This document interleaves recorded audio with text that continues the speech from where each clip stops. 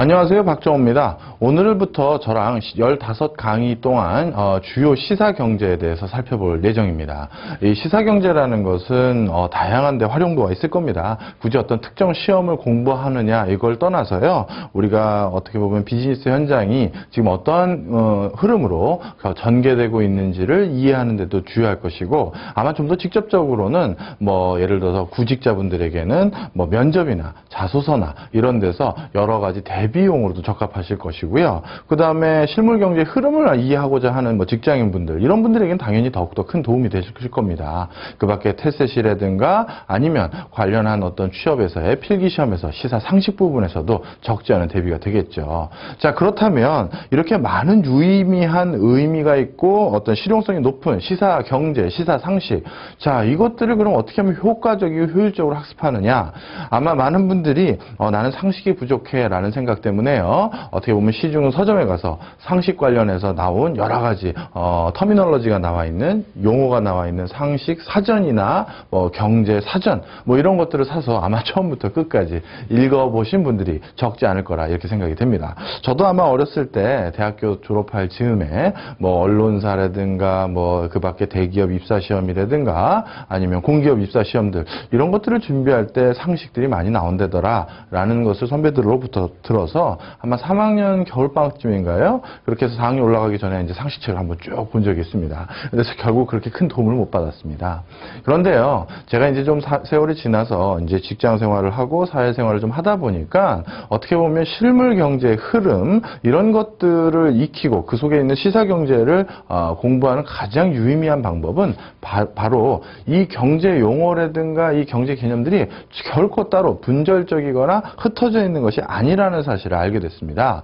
따라서요, 어떤 경제라는 것은 서로 이제 톱니바퀴처럼 맞물리고, 바로 이것 때문에 이것이 원인이 됐고, 다시 이것 때문에 이런 게 생겼고, 사람들이 바로 이러한 현상을 대비하기 위해서 어떤 경제 제도라든가 용어라든가 정책들이 나왔구나, 이런 것들이 사실 흐름으로 이어지거든요. 따라서 시사 상식들 중에서 특히 시사 경제 파트에서는 우리가 지금 전개되고 있는 일련의 흐름 속에서 그 경제 용어와 상황들을 이해하셨을 때 가장 효과적인 학습이 된다, 이렇게 생각이 됐습니다. 그래서요, 저는 지금 전개되고 있는 일련의 경제적인 현상을 몇 가지 흐름 속에서 같이 용어와 방향성을 읽을 수 있도록 강의를 구성했다, 이렇게 말씀드리고 싶네요. 자, 오늘 첫 번째 이슈는요, 글로벌 경제 이해하기라는 테마 속에서 특히 유럽과 중진국의 함정, 그 다음 피그의 재정 위기에 대한 교훈, 이 세 가지를 큰 화두를 가지고 여기에서 숨겨져 있는 시사경제 용어라든가 이런 것들을 살펴볼 예정입니다. 자, 한번 다음 슬라이드부터 볼까요? 유럽 국가의 재정위기 전개 방향, 이렇게 되어 있습니다. 맨 이쪽 부분을 보시면요, 재정위기를 경험한 국가가 증가하게 됐습니다. 우리가 이제 앞에서 잠깐 제가 피그라고 해서 보여드린 적이 있었는데요. 유럽에 있는 어떻게 보면 중진국에 해당될 수 있는 포르투갈이라든가 그리스라든가 이런 일련의 국가들이요, 그동안 과잉 지출됐던 여러 복지 정책 또는 재정 정책 등으로 인해서 바로 재정 위기를 경험하게 됐고요. 이런 국가들의 재정 위기가 전 세계 어떤 경제 시스템에 커다란 경색 현상을 가져오기 시작했습니다. 자, 그러면 이런 재정 위기를 경험한 이러한 일련의 국가들은 이러한 재정 위기를 해결하기 위한 방책으로 뭘 해야 할까요? 당연히 재정 위기로 인해서요, 내수 경제가 극심한 불황에 치달을 경우 내수 경제를 해결하기 위한 여러 가지 해법들을 제시해야 됩니다. 인위적으로 제일 먼저 하기 쉬운 게 뭐겠습니까? 해당 국가의 정부가 인위적으로 경제를 부양하기 위해서 여러 가지 경기 부양 정책을 취할 수 있겠죠. 그런데 이렇게 극심하게 경제 현상이 어떻게 보면 위축되었을 때는 해당 국가의 일련의 경제 정책들이 의미 있는 수준의 성과를 보이지 못할 때가 있어요. 자, 그렇다면 우리가 경기가 이렇게 크게 위축되었을 때 경기의 판로를 다시 한번 어떻게 보면 개척할 수 있는 또 다른 방편이 뭐죠? 바로 내수 경기가 안 좋으면 해외에서 경기의 활로를 다시 찾을 수가 있겠죠. 따라서 이들 국가들도요, 이들 국가뿐만 아니라 글로벌 금융위기 이후 많은 어려움을 겪었던 국가들이 자국의 경제 위기를 타개할 수 있는 새로운 기법으로 내수 경제에서는 답을 못 찾으니까 해외에서 대안을 모색해야겠다라는 생각을 갖게 됩니다. 자, 그렇다면 해외에서 무엇인가 우리 제품들이 더 많이 팔리고 그래서 우리 제품이 더욱더 전달력을 가져서 그래서 우리 제품이 더 많이 팔리면 어떻게 되겠어요? 그 해당 국가의 기업들은 더욱더 많은 돈을 벌 것이고 그런 과정에서 투자도 더 해야 할 것이고 고용도 더 창출할 테니까 당연히 해당 국가의 내수 경제가 다시 살아나겠죠. 바로 이러한 현상을 기대했던 것입니다. 자, 그런데 여러분 이 생각을 해보세요. 어떤 특정 국가가 가지고 있는 그 국가에서 주로 생산하는 그 물품이 가질 수 있는 경쟁력이라는 것은 어느 정도 그 이전부터 뭐라 그럴까요? 세계적인 어떤 여러 흐름 속에서 정해져 있을 겁니다. 그런데 갑자기 내수 경기가 위축된 그 상황에서 그 경쟁력이 어느 정도 자리가 잡혀 있던 그 해당 국가의 제품들이 갑자기 기술력이 높아진다든가 갑자기 디자인 역량이 높아진다든가 브랜드 가치가 높아진다든가 그런 게 일순간 기대할 수 있는 현상인가요? 당연히 그럴 수가 없습니다. 그렇다면 우리 국가에서 수출하는 제품들 뻔하고 이런 제품들이 수출해서 벌어올 수 있는 돈의 여지도 뻔한데 그렇다면 어떻게 하면 한순간에 수출을 적지 않게 높일 수가 있느냐 이런 것들에 대한 고민 속에서 등장한 것이 바로 뭐다? 환율이에요. 환율은요, 아주 환율이 자신의 국가의 수출의 우호적인 형태로 변화되었을 때는요, 갑자기 어제까지만 해도 비쌌던 제품이 다시 오늘 하루 만에 옆에 있는 국가보다 더욱더 싼 제품으로 바뀔 수가 있는 것입니다. 즉, 환율을 통해서 전에는 없었던 가격 경쟁력을 가질 수가 있고요, 전에는 없었던 제품의 전달력을 갖출 수가 있는 것이 되는 것이죠. 그래서 우리가 이제 1년에 최근에 국제 신문이라든가, 뭐 이코노미스트지라든가, 가디언이라든가, 뭐 월스트리트 저널 이런 외신에서 많이 목격됐던 일련의 단어들 중에서요. 유럽의 피그 등을 비롯한 여러 국가의 재정위기 이런 것들이 대두됐다. 그것으로 인해서 해당 국가에서 내수 경제를 활성화시키기 위해서 다양한 방법을 모색했었다. 효과가 없었다. 그래서 이들은 뭔가 해외 수출을 통해서 새로운 활로를 찾아보려고 애를 썼다. 그 과정에서 결국 뭐가 등장했다? 환율 전쟁이라는 용어들도 일련에 다시 대두가 됐던 것이다. 이렇게 이해하시면 될 것 같습니다.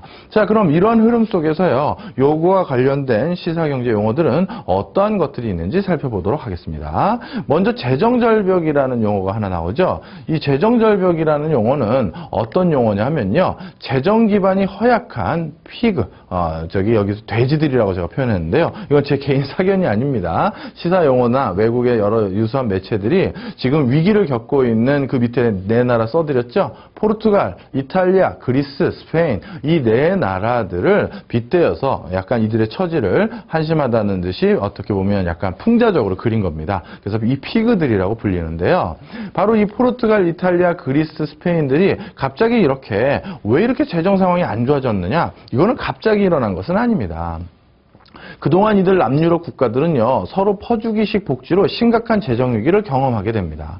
사실 이 국가들의 위치들 가만히 보시면 재밌는 현상이 있습니다. 전부 유럽 국가들 중에서 어디 있죠? 포르투갈 바로 옆에 스페인이 있어요. 그리고 이게 이베리아 반도에 있는 거죠. 그 다음에 그 옆에 있는 반도 국가인 이탈리아 반도에 있는 이탈리아, 그 다음에 발칸 반도에 있는 그리스. 이들 어떻게 보면 지중해에 있는 커다란 세 개의 반도에 있는 모든 국가들이 동일하게 재정 위기를 겪었다는 겁니다.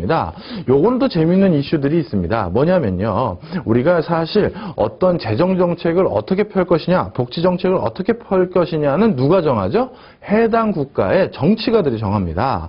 그런데 정치가들이 이렇게 퍼주기식 복지를 하게 되는 경우는요, 대부분 그들이 이 복지를 어느 정도 수준으로 해야 되느냐에 대한 판단 기준을 인근 국가라든가 아니면 카운터 파트너로 나온 경쟁 후보자 이런 사람들과의 경쟁 속에서 어느 정도의 복지 수준의 예산, 어떤 지출에 대한 예산 정도 이것을 결정하게 됩니다. 그런데요, 이 남유럽의 이 지중해를 장악하고 있는 이런 반도 국가들 중에서 누군가가 처음에 어느 나라라고 제가 기억하지는 못합니다만 어느 나라의 대통령이 이런 어떻게 보면 커다란 복지 혜택을 주면서 아마 대통령으로 크게 당선이 돼요. 그러면 인근에 있는 국가들 어떻게 보면 유관한 곳이기 때문에 우리와 중국, 우리와 일본과 관계처럼 서로 상호 간의 상황을 긴밀히 모니터하고 언론 보도를 자주 해주는 그런 국가들의 관계일 거란 말이죠. 이들 근처에 있는 국가들은 저 나라 대통령이 그렇게 파격적인 복지 정책을 했다는데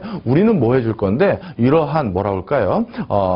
복지 정책에 대한 경쟁, 재정 어떤 뭐죠? 지출에 대한 경쟁 이런 것들이 불거지기 시작한 겁니다. 그러다 보니까요. 하필 왜 유럽의 여러 나라들 중에서 남유럽 부분에서 이렇게 재정 위기가 공통적으로 생겼느냐? 사실 이러한 여러 가지 국민들과의 어떤 선거 이런 것들에 생긴 파퓰리즘도 그 원인의 분명한 요소로 많이들 알고 있죠. 자, 이렇게 남유럽 국가들이요, 퍼주기식 복지로 인해서 심각한 재정 위기를 겪으면서요, 바로 피그라는 불명예를 우리가 이제 그런 수식어를 갖게 됐고요. 이것들은 세대 차별적이고, 그 다음에 대중 영향적인 복지 정책을 사용한 결과 얼마나 치명적인 이런 혜택이네요. 상처를 받을 수 있는지를 우리가 확인할 수 있습니다. 우리 국내 상황도 사실 이 재정절벽이라는 요거와 좀 관련된 일들이 생깁니다. 아직 재정절벽이 제가 뭔지는 설명 안 드렸는데요. 자, 일단 국내 상황도 한번 반추해 볼까요? 불행히도 우리나라도 이 피그의 재정위기와 아마 유사한 형태가 일어나지 않겠느냐라는 그런 걸 우려하는 경제학자분들도 굉장히 많습니다. 그것은요, 우리도 정부 지출이 증가하는 그 증가폭이 계속 높아지고 있는 상황이에요. 그런데 세수는 사실 옛날보다 그렇게 더 잘 거쳐진다고 볼 수가 없거든요. 물론 많은 수치가 아직 유럽에 비해서 아니면 선진국에 비해서 복지 정책의 지출 전체 총액은 그렇게 많지 않다라는 것은 분명 사실입니다. 하지만 그 증가 추세라는 게 더 무서운 거잖아요. 이렇게 우리나라도 다양한 복지 또는 재정 정책의 지출에 대한 부담감이 점점 늘어나고 있는 과정에서 그것을 뒷받침해 줄 수 있는 세수는 아직 제자리걸음이거나 오히려 뒷걸음질 치고 있기 때문에 그것으로부터 우리가 우려되는 부분이 굉장히 많다. 이렇게 말씀드릴 수 있습니다. 제가 구체적으로 이제 작년과 같은 기간 동안 일어났던 여러 가지 징수율을 밑에 간단히 표시를 해드리긴 했는데요. 자, 이래서 우리도 바로 재정위기에 대한 어떤 고민, 이런 것들이 같이 있는 것이죠. 자, 우리나라 상황에 대한 간단한 설문조사 제 결과를 좀 가져왔습니다. 우리 사회가 불공정하다라는 인식이 점점 확대되고 있습니다. 그런 과정에서요, 그거에 대한 설문조사를 SBS가 갤럽을 통해서 같이 조사를 해봤는데요. 균등한 경쟁의 기회가 보장되느냐라는 이러한 질문에 예를 들어서 별로 보장되지 않는다는 분들이 바로 이렇게 57%나 됩니다. 이 균등한 경쟁이라는 것이 뭐 예를 들어서 수능 시험 볼 기회는 누구는 2번 주고 누구는 1번 주자 그런 개념이 아니죠. 예를 들어서 이럴 수가 있습니다. 경제 문제를 우리가 다루는 데 있어서요. 균등하다라는 것처럼 참 어렵게 설정하기가 어려운 것이 없습니다. 예를 들어서 이건희 회장님의 아들하고 저 같은 사람하고 똑같이 어떤 것을 같이 한 번씩 트라이 할 수 있는 기회를 줬다? 이게 과연 균등할까요? 예를 들어서 아주 차상위 소득계층의 어떤 소득에 여유 있는 어떤 곳에서 태어나서 교육받았던 아이와 어떻게 보면 소득순위 굉장히 높은 그런 집안에서 교육받았던 어떤 아이, 이 두 사람을 같이 똑같이 한 번씩의 기회를 줬다라고 해서 그것을 균등사회라고 말하기는 좀 애매할 겁니다. 따라서 이 균등하다라는 것은 결국 복지 문제와 굉장히 관계가 깊어요. 따라서 우리 사회의 가장 커다란 화두 중에 하나인 이 양극화를 줄이기 위해서 그러면 우린 기회균등과 양극화 이런 문제를 해결하기 위해서 사회 안정망과 복지 정책은 확대할 필요가 있습니까? 라는 질문에 바로 밑에 제가 적어드렸죠. SBS나 갤럽 이런 데를 통해서 우리가 국민의식 조사를 했더니 무려 89%가 복지는 당연히 넓혀야죠 라는 그런 절대적인 찬성을 보였습니다. 즉 우리나라 국민 대부분이 무엇을 원하는 거예요? 여러 가지 양극화를 해소, 불균등을 해소하기 위해서 복지 더욱더 필요하다라고 인식하고 있다는 겁니다. 그런데 여기 이제 안타까운 부분이 있는데요. 그 다음 슬라이드입니다. 뭐 이쪽 내용도 간단하게 적어드렸습니다만 간단히 우리가 이 동그라미 표를 한번 같이 보도록 하겠습니다. 세금을 그렇다면 더 낼 의사가 있습니까? 우리가 복지정책 더 하려면 당연히 뭐가 더 필요하겠습니까? 돈이 더 필요하거든요. 따라서 이러한 추가적인 복지정책을 하기 위해서 우리가 그렇다면 세금을 더 걷어야 되는데 넌 낼 생각이 있느냐라는 질문을 했는데 안타깝게도요. 48% 어느 정도는 또 조금 전 있어요. 그래서 34% 별로 없다는 거고요. 12% 전혀 없다라는 거고 무응답도 사실 없다라고 볼 수 있죠. 그렇다면 사실 적극적인 태도를 보이지 않는 사람들이 거의 90%, 80% 가까이 된다는 거죠. 이상 된다는 거죠. 자, 이 사실에서 우리가 확인할 수가 있죠. 바로 앞에 우리가 슬라이드에서 뭡니까? 복지정책이 필요하다라고 말한 사람이 90%예요. 그런데 세금을 낼 의사가 있느냐라는 질문에서 별로 없다라고 얘기한 사람이 또 거의 그 수준이라는 것이죠.